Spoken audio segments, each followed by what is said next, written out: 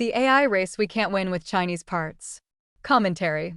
While U.S. tech executives and government officials speak urgently about the need to dominate artificial intelligence to compete with China, the infrastructure needed to build that dominance remains critically dependent on the Chinese regime.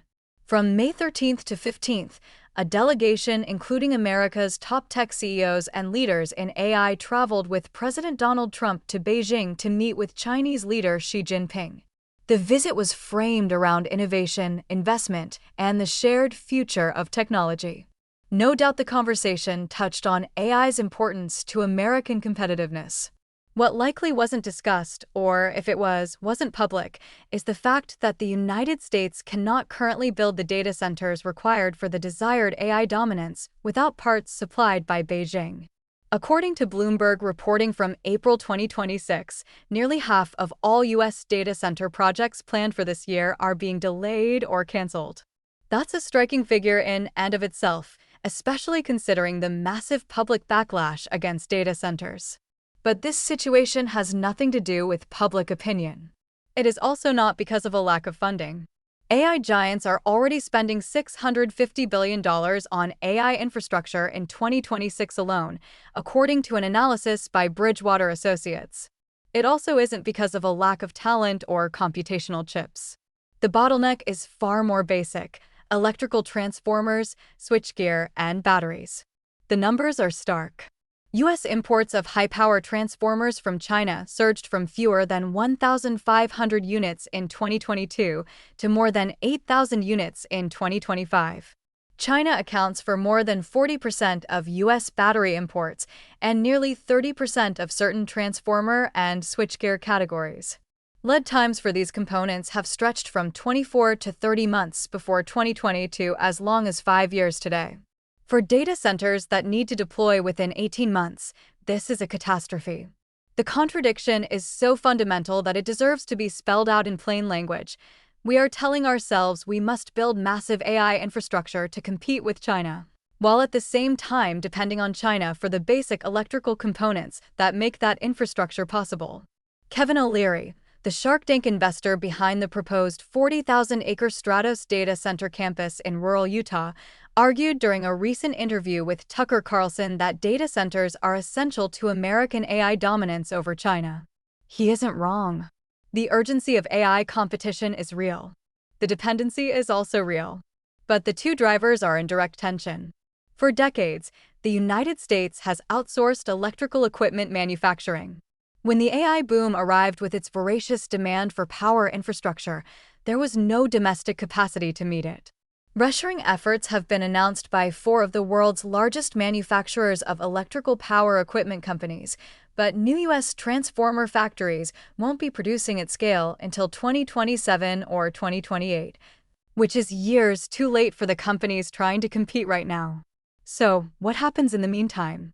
To compete in a race they claim they must win, American tech giants are forced to import more from China, using parts from the competitor they claim they must beat. I can't help but see the irony in this, but there are several ways to read this situation. A strategic contradiction that reflects poor planning and the speed of the AI boom outpacing manufacturing capacity. This simple irony suggests it is a problem to be solved through investment in domestic production and supply chain diversification. Another possibility is more unsettling. It suggests that the current arrangement, where American tech giants invest heavily in AI infrastructure while depending on Chinese suppliers for essential components, creates a structural incentive for continued engagement with China rather than competition. It creates mutual dependency disguised as competition. American companies need Chinese parts. Chinese companies benefit from American orders. Both sides have reasons to maintain the relationship, even as they publicly discuss the need to decouple from China. A third option could consider whether the people who recently traveled to Beijing understood the full implications of this dependency. Did they discuss transformer supply chains? Did they negotiate on component exports? Or was the visit framed, as it appeared publicly, as a gesture of innovation and investment without addressing the fundamental contradiction? This narrative seems neither realistic nor transparent.